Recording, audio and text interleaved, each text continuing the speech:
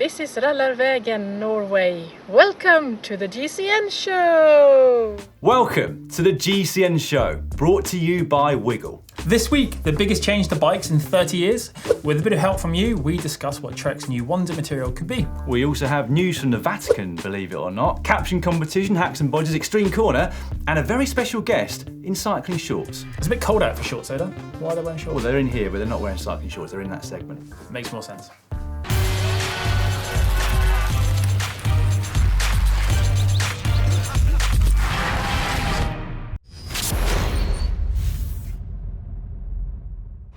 This week in the world of cycling, we learnt that Hank is rad. Here he is at the Rad Race in Berlin on Saturday, doing GCN proud and finishing in a fine 4th place. And I think it's one of his career highlights, to be honest, Dan, because I know he doesn't ride his bike as much as he used to, and to put in a performance like that, I felt quite proud of him. He did do brilliantly well, I have to say, yeah. We also learned this week that watching the GB Junior mountain bike team doing press-ups in unison is strangely hypnotic. And finally this week, we learned that the UCI's extreme weather protocol obviously doesn't consider high winds. Here's Rigoberto Urán literally getting blown off the road on the opening stage of Paris-Nice on Sunday. Good cross skills that, Dan. Yeah, he held it up. He did. Now, last week we asked you what you think Trek's new wonder material is. They claim it's so big and so significant that it only happens once every 30 years. Which, when you think about those other big changes that have occurred in cycle manufacturing every 30 years, is a pretty bold claim, isn't it? I'm guessing one of them must be carbon fibre, although some manufacturers did experiment with carbon fibre in frames in the early 70s, which is more like 50 years ago. And before that, well, I guess maybe it'd be the derailleur, would it? That was a massive game and gear changer, in fact, wasn't it? Damn, you're on good form today. Anyway, we've got no idea what it is, so we have cheated and we've asked you. We have indeed. Now, as you can imagine, along with the fairly serious and sensible guesses that were educated, we also got some people trying to be a little bit clever. For example, Nick Shonessy, who said it's going to be a new BB standard, to which Jacob Musha replied, well, those only happen once every 30 minutes, which is kind of not far off being true, is it? It's actually quite funny. Then this underneath the show last week came in from Steve Stockham, who said Trek's mystery material is Lance Armstrong's recycled Tour de France yellow jerseys. Oh, that's good. Over on Instagram, Ustian Nimara has speculated that it could be ultra high molecular weight polyethylene. Yeah, I'm sure you all know what that is, but I did have to look it up on Wikipedia, and apparently it is a subset of the thermoplastic polyethylene, which is already actually being used in specialist guitar plectrums and also in PVC windows, so I'm not sure that it's the next wonder material for bike frames. Well, that's another thing I've learned today. Titanium dioxide coated carbon fibres, so you can have coloured frames without paint. Wow, that's from Lorian Hickson. Yeah, again, very cool. But I don't think that would be the biggest leap in frame and bike design for the last 30 years, do you? No, I'm not sure it would be. Mark Wilkinson said the 30 years thing seems to tally with the intro of the first carbon frames. He has speculated that graphene seems to be a strong contender, but then Trek recently bought a firm that does 3D printing of components, so that's quite possible too. Yep, good suggestion. Richie Clayton, maybe a self-healing carbon polymer so your frame is never broken. That would be cool, wouldn't it? A self-repairing bike frame. Yeah. Crash it and it's as good as new in a couple of days' time. Although it would put Rob Hales out of a bit of business, wouldn't it? He's still got his jewellery, hasn't he? Ross Harding said, is it the tissue paper that you find in the public toilets? Another slightly silly suggestion. John Bailey, meanwhile, put, the internet is saying Integra. They've already got bikes with the Isospeed decoupler. A new composite material may help them improve this, and they've got a bunch of patterns on frame compliancy as well. Well, that's a good point, but Integra is a material first used in 2004, and I don't think Trek would be making such a big deal out of something that's 15 years old now. No, they probably wouldn't, or indeed on just something like frame compliance. Last but not least, this is one of my favourites. Medium Rick wrote in to say, is it unobtainium? Oh, that's the winner of that one. Anyway, no matter what it is, it's unlikely to be cheap, so you are right about that. Well, you say that, but then there was this article over on Cycling Tips at the weekend which speculated as to what it might be, and it appears that they've got a little bit further in their investigations because they talk about that Australian-based brand, Titomic, who specialise in 3D printing, who did indeed sign a contract with Trek back in 2017. However, 3D printing really isn't anything new when it comes to bike parts. So again, I don't think they make a huge deal out of this, but the article then goes on to speculate that they might just have taken 3D printing to an entirely new level, which could potentially allow them to 3D print a bike frame in under half an hour which would be game changing because it could potentially bring the cost of a bike frame right down. A bit less unobtainium then. Very true, yeah. What the article then also says is that Trek's video clearly shows that it's actually some form of composite. Nanocellulose, flax fibre, the aforementioned Negra also got another mention in there. What it basically boils down to is that none of us have got any idea whatsoever, No. but we will find out on the 19th of March, won't we? Very true. None of us have got a clue, basically, have we? I hope you just haven't hyped this up too much, though, because otherwise we're going to be very disappointed. I think But we haven't got long to wait, have we? Just a week now until they will announce exactly what this game changer is going to be. Talking of hyping things up too much, it's now time for my vlog. I'm 9 weeks through my 10-week Sufferfest training programme, which means, actually, only 8 days from now, Chris, I'll be doing that next 4DP test, and I'm already getting nervous. I'm never going to do another one of those in my lifetime. They are tough, aren't they? Yeah. Anyway, hopefully there'll be some improvements. Let's see how the last week went. I've just finished the first session of week 9, called Half is Easy. Micro intervals, I think, are my forte. Like, I'm tired, but I actually managed to go harder at the end than they told me to. But look at them, 15 seconds on, 15 seconds off, brutal, but enjoyable for some reason.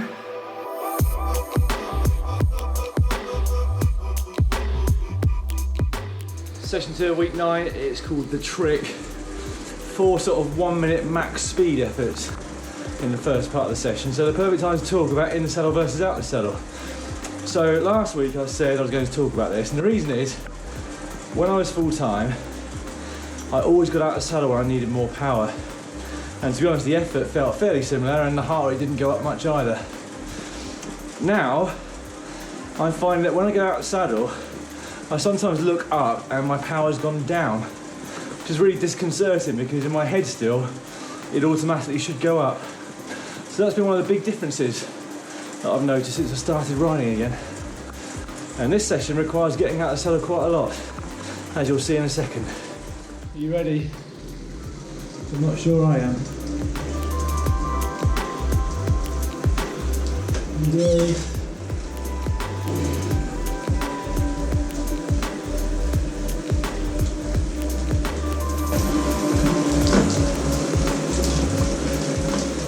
Coach Neil, I've got a couple of questions for you today. The first one is about setting fitness values indoors versus outdoors. And the reason for this question is that a couple of weekends ago, I went outdoors and did my Sufferfest session there. And I reckon I found them a bit more comfortable than I would have done had I done them indoors. And historically, I found that too. I know many other people found it easier to get the power out outdoors than they do on an indoor trainer. So firstly, should you be setting different values for your training indoors versus outdoors?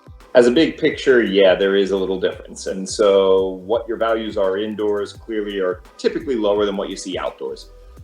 We would have a kind of comparative value for indoor and outdoor to make sure that that target is set appropriately. So in many cases, I would encourage people to do some of the test efforts, both outdoors to compare to the indoor and know what that offset may be. And another thing to keep in mind is the kind of trainer you're on can impact that a little bit. Some trainers are much more difficult to hit some of the peak power values, but even just something that's more of a high inertia trainer, one of the heavier flywheels versus a trainer which has a much lighter wheel, whether it's a rollers or something like that, clearly can have some impacts on that. And then finally, the other thing to keep in mind is when you're outside, it's just a little bit nicer. You have some distractions and it's just that little bit different. It's quite an important consideration, really, isn't it? Because if you've done your testing outdoors and then you go and do some training indoors, you might get quickly despondent and disappointed when you're not able to hit those values. Definitely. So one of the things with the Sufferfest app that we've done is you can't come in without doing a full frontal and enter your values and just get started. You actually have to go through that full frontal test and gather that data that way, because we've had people kind of making that mistake in the very beginning when we were doing some beta testing. Somebody goes out and enters in their lifetime best values for 5 seconds, for 1 minute, for 5 minutes, for 20 minutes, and every workout they fail epically. And there's no way you can compare your absolute best values or your indoor versus outdoor bests. It's time now for GCN Inspiration, where you send us your photos that get us inspired to head out on our own bikes. And of course, your opportunity to win one of 3 Wiggle voucher amounts. Third place nets £50 of vouchers, second £75, and the winner £100 to spend on whatever they want over at the Wiggle online shop. You can enter in 2 ways. You can use the upload, or a link to which is in the description just below, or the hashtag on Instagram is GCN Inspiration. I still haven't won yet, Dan. I'm a little bit disappointed. But anyway, in third place this week is Harrison Alpert from Solvang, California. Cockpit view. That's a good picture, that, Dan. Good nice colours. looking cockpit actually as well, isn't it? But yeah, Yes. I like the space that you've got on the side of the road there, away from where the cars drive. That looks like a nice road to ride on. Second place this week goes to Sandra, who sent us this, saying, "Why go skiing when you can just ride your bike up the mountain next to the slopes? Fun times." And that looks epic, doesn't it? Yeah, it does. Hinterstoder, Austria. That looks amazing. It does look amazing. Yeah, I want to see what the road looks like. And then this week's winner is from James on his early morning ride around Richmond Park with his son. Yeah, this is a fantastic photo, isn't it? My son Luca's first trip to Richmond Park, the early morning light was amazing and was currently going through a silhouette phase. And that is a brilliant first ride to have in Richmond Park, isn't it? Must have been during our warm weekend a couple of weeks ago, I think. Absolutely no one around either. It's perfect, isn't it? £100 on its way to you, James. Don't forget to keep entering your photos. We do go through them all each week before we decide the 3 winners. And we'll be back with more this time next week. It's now time for cycling shorts. We're going to start cycling shorts this week with the return of the White Bazooka! And with good reason, because to my right we have Jeremy Powers, who is the inventor of said awards and spending a few days of us over here at GCN HQ. So welcome, Jeremy, to the GCN Show. Thanks, guys. Yeah, and we are going to be giving away 2 wattage bazookas to the respective winners of the Strade Bianche, Julian Alaphilippe and Annemiek van Vleuten. And just how good were they at the weekend as well? Van Vleuten literally rode everyone off her wheel before soloing to a fantastic victory, and Alaphilippe bridged across to Fuglsang's initial attack with ease before out-sprinting him to a brilliant win. They were both very impressive, weren't they? Looking at the results though, really got me thinking about something that I'm going to ask Jeremy about in just a few moments' time. But how many riders at the top of the pro road side of things had a background in an off-road discipline? So if we look at Julian Alaphilippe, for example, twice an Espoir national champion in cyclocross. Jakob Fuglsang used to be a world champion as an Espoir in mountain bike cross country. Wout van Aert, we all know what he's achieved the last few years. Dennis Steve in 4th place, has also been world cyclocross champion. And on the women's side, 2nd place Anneke Langvad. Well, she's normally a mountain biker, and that was in fact her first ever World Tour race, which was pretty impressive. So, does having a background in an off-road discipline give you more skills needed to succeed on the road? I think it does. You know, you see that with riders like Van der Poel and Sagan. They're crushing it. They're using that off-road skill, the ability that they have, that agility, that hand-eye coordination to rip those descents, to take those big risks on stuff like cobblestone and wet days and a track like Strade Bianche with all that off-road. Those skills are definitely coming into play. Yeah, and I think they're coming into play in pure road races as well, aren't they? And I would agree with that, because that extra skill and the confidence that they've got kind of saves them energy versus people that might be on the brakes a little bit earlier. I mean, there's no doubt that you can become a very skillful rider even as a pure road cyclist, but I also think there's no doubt that if you pick up something like mountain biking or cyclocross from a young age, you develop key skills on the bike that never leave you. No, it's true. And if you look at many of the top bunch sprinters from the past, who I'm not going to name right now, they actually started in BMX racing. And then when you look at Richie Porte, a little bit unfair, but he did start in triathlon. Oh, that is a bit unfair, isn't it? Although there is a degree of truth in it, because I think even he would admit that he tends to crash a bit more than you would expect somebody to in road races. And I think that is probably what's prevented him from finishing in the top 3 of a Grand Tour to his career, because certainly physically he's capable of it. Yeah, but we have cooked up an idea here today with J Pow. He's going to coach him through a cross season, aren't you? Yeah. I mean, all right, if you guys say so, I'll do it. Well, I think it's down to Richie Porte to say so, actually. We'll talk to Trek. Right, moving on. We've also got some news this week from the Vatican and a quote from Pope Francis. So, we came across an article from the Independent website where Pope Francis is quoted as saying, "When sport becomes an end in itself and the person an instrument at the service of other interests such as prestige and profit, then distortions appear that taint it. I am thinking of doping, dishonesty, disrespect for oneself and one's opponents, and corruption." All fair points, I guess, given the history of professional road cycling, but I can't help but think of that phrase that involves glass houses and throwing stones. On to a story that might be even more controversial now. This was something that I stumbled across when I was browsing the internet about a cycling club called the Pawn Peddlers. Now, they have been refused by British Cycling a licence for their club. Reason? Apparently they're bringing the sport into disrepute. I just want to know what you were searching for when you found that, Dan. Was it pedals? It was just on cycling news websites. Anyway, to be fair to British Cycling, all they were doing is just enforcing the UCI rule, Rule 1.1089, which I'm sure you're familiar with. But in case you're not, I'm going to read it out now. Without prejudice of the applicable law, no brand of tobacco, spirits, pornographic bis products, or any other products that might damage the image of the UCI or the sport of cycling in general shall be associated directly or indirectly with a licence holder, a UCI team, or a national or international cycling competition. Does seem a little bit harsh, doesn't it? Especially when you consider that the whole aim of this club is to raise money for charity. Anyway, we'd like to know what you think at home. Should a group of adult entertainers not be allowed to ride in a cycling club and be affiliated to their National Cycling Federation? Let us know in the comments section down below. What do you think? Should they be allowed? Oh no, not on my first show. I'm not touching that. Not touching that subject. Well, with that, actually, we're going to bid farewell for the time being to Jeremy because he's got to get going now. But he will be back later on in the week on Friday for a very special edition of Ask GCN Anything, so stay tuned for that. See you soon, man. Always left me hanging there. Thank you very much for joining us. Thank you for having me. On to some e-bike news now, Dan. Over in the Netherlands, the world's #1 cycling country, and if you look at your screen and the stats before you right now, you will see the turnover in sales for bikes increasing over the last 12 years. But the closer you look at those stats, the more interesting they get, as sales of ordinary bikes, so non-e-bikes, actually fell over that period a little bit. But it's not all doom and gloom because e-bike sales absolutely rocketed. They now sell 10 times more than they did back in 2004. Yeah, but I'll tell you what, one of the stats that stood out to me on this rather than the website. For anything? That's the one, yeah. Was that the Dutch collectively cycle 15 billion kilometres per year, which is just amazing, really, isn't it?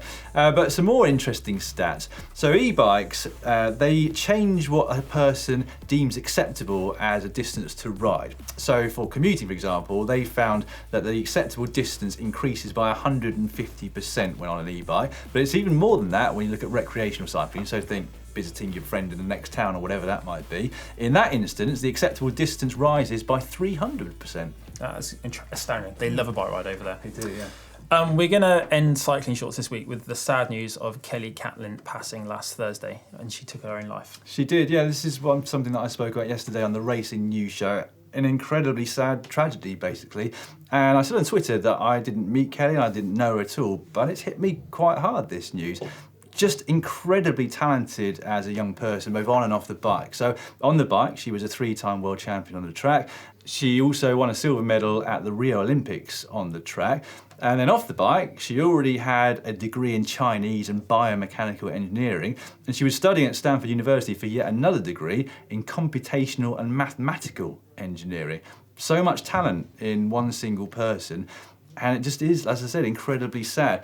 And what makes me even sad, I guess, is the thought that there are that many people out there that are dealing with this kind of internal anguish, which leads them to taking their own life, having to deal with that in the first place, and also their family members having to deal with the consequences after it. Very sad indeed, and of course, our thoughts are with everyone that knew her. Yes, and if you do feel that way, make sure you please do go out and talk to someone.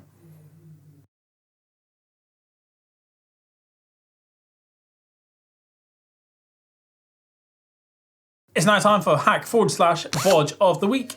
2 ways to submit your hacks and bodges, of course. The hashtag is GCN Hack on social media, or you can use the uploader, and you'll find a link to that in the description below. First up this week from Jamie. Love the show, guys. To prevent me from forgetting very important things for the group ride the next day, I repurposed an old tool case, cut some foam blocks to fit my essential accessories, and now if there's any hole empty, I know there's something missing. And that's genius, because it's very easy to forget things, isn't it? It can be. And you'll never forget anything with that, because as soon as something's missing... Yeah, there's a hole. Indeed. What have you forgotten for a bike race? Pins. Safety pins. Have you? That's probably the biggest thing. You can always borrow them, okay? I once exactly. forgot a pair of cycling shorts to go to a race when I was riding for the Flanders team, and I had to borrow some from Top Sport London, and they didn't match at all. Rather embarrassing. Next up, we've got this from Isidore. I lost a pulley wheel whilst riding cyclocross, and the twig got me home. So is it a hack? That's a definite hack. If that actual twig has made it all the way home for you, that's incredible. How did it not break? Must be the strongest twig in the world. How did it not go into the spokes Yeah, either? lots of questions coming up here for you, but well, if it got you home, as Chris said, kind of a hack, but looks like a bodge. What have we got next? Next up, we have Chris in York, USA. After spending too much time on a Wahoo, or too much money on a Wahoo kicker court and climb, I couldn't bring myself to spend another $500 on a rocker plate. So instead, searched online, figured out how to make his own for around $100. Yes. Where has it gone? There we what go. he's done here, by the looks of things, is found some miniature inner tubes, which he's blown up. He's got a plate at the bottom, and then we skirt a bit further through these pictures. This is the end product, and that is very neat indeed, isn't it? I'm impressed, yeah. Yeah. You didn't even know what a rocker plate was before we started. Never heard of one before, no. No, well, it's for if you're sprinting. You should know this as a sprinter. I do. It would greatly increase your indoor sprinting if you got one of these. Well, if Chris can make us one and send it over. Well, I'd love one, I have to be honest. I'd really like to look at that.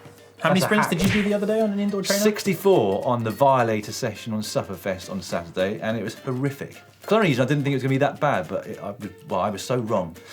Next up then, we have got this one that came in from Alicia in Minnesota. Took a spill while learning to winter commute to work, snapped my light holder clean off, grabbed some foam and zip ties to mount the light again and keep riding whilst waiting for an upgrade to come in the mail.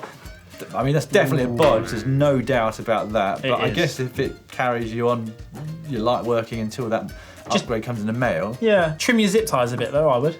It's a real bodge. Let's hope that upgrade comes for you really soon anyway. Then we've got Ben in Montevideo, Uruguay. I was sightseeing around Montevideo, the capital of Uruguay, when I spotted these two interesting uses for old bike parts. I like a filament bulb, Dan. Well, I like old bike parts used as something different in their future life, so that's definitely a hack from me. Yeah, that's good, that. All right, we're going to finish with some very cool custom painted shoes that we were sent from Caitlin Fielder, who's making, or painting, should I say, these custom shoes for a lot of the riders in the pro peloton, including, first up, these that she made for Cam Mackenzie. They're nice, aren't they? They are cool. I'm not a big fan of custom shoes. I prefer just a standard kind of classy look, but actually those first ones there, I like those. And then these Giro shoes for, Lotto Jumbo as they were at the time, George Bennett, with all the profiles of the stages. That's very cool. And there's plenty of other designs here too, if we start flicking through them. I kind of want a rocker plate, and then I want a pair of custom shoes. They remind me of that old map I kit. Do they? Yeah. Do you not see that? Yeah, Colours? I can see that there. Anyway, don't forget to keep sending us your hacks and bodges, and we'll go through the best ones this time next week. We are now going to announce the 4 lucky winners of the giveaway that we had on the show a couple of weeks ago. This was an opportunity to win one of Trek's safety packs, which includes their fluorescent team jersey and also a set of their daytime flare lights. So the winners are Connor Wells of GB, David Kutasi of US, Nikki Mikelev of Malta, we think, and then Roberto Ciceri of Italy. Yes, apologies for the pronunciations, but I couldn't help Chris with any of those except for Connor Wells, which I think we could both get in the beginning. I believe I saw on Instagram that one of you has already received your prize, so I hope you enjoy it. Next up is our Caption Competition, your weekly chance to win a GCN Camelback water bottle. We give you a photo, you give us your best caption, we'll pick a winner the following week. Last week's photo was from Oman, and this is Oliver Bridgewood at the start of his individual time trial. We had some cracking entries. We did, indeed, but the winner was Ollie gets the thumbs up from Oman. That came in from Nick Dorr. Well done, Nick. Send your address over on Facebook and we'll get that bottle out to you as soon as possible. This week's photo is of Alejandro Valverde, I think over at the UAE Tour a couple of weeks ago, and I'm going to get you started. What do you think of my physique? Oh, damn. You can see what I did there, though. I mean, I can see exactly what you did. Clever. I'm sure our viewers will once again do much better than I did. Really enjoy reading some of the captions last week. Get stuck in the comment section down below. We're going to go through a few of our favourite comments from the previous 7 days now, before we tell you what's coming up on the channel over the next 7. Yep, first up is underneath last week's show. We used to start our group rides with the mantra, be predictable, be visible, and be polite. I like that. Coming in from David Stevens after we asked how much is your responsibility when it comes to cycling safety on the road. And that is a great mantra, isn't it? I think a lot of clubs and group riders have exactly that. Anyway, underneath how much does your bike weigh, Joseph Gockman wrote in and said, John should be nominated for GCN Presenter of the Year. And I have to say, I agree. He's smashing it out at the races at the moment. He also did another video out there, what's your longest ride with the pros? And Ed Markey commented there, Adam Blythe, 349k, or as Mark Bowman calls it, a recovery ride. And finally, underneath, why are road bike gears getting smaller? Dark Saber writes in with, need smaller gears in the UK so you can climb out of the potholes.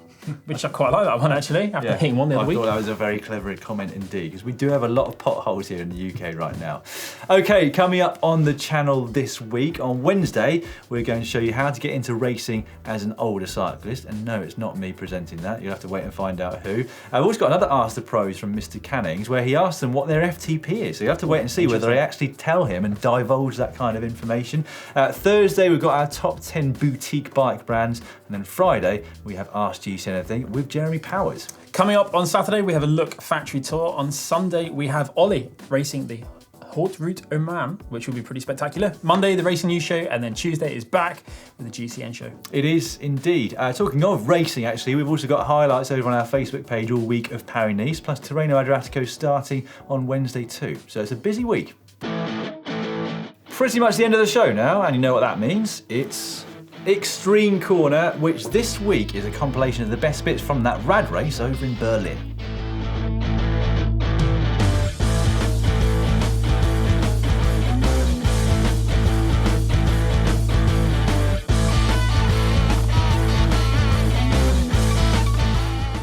That was a great event, wasn't it? I really enjoyed watching that on Facebook over the weekend. And well, just to reiterate, we're incredibly proud of Hank, aren't we? Yeah, I think you should go back and do another one soon. Yes. Well, you might be doing one yourself. I hope so, We won't reveal too much at the moment, but you could see Chris at a rad race near you soon. Actually, it might not be near you because it's in a specific place, but you get what I mean.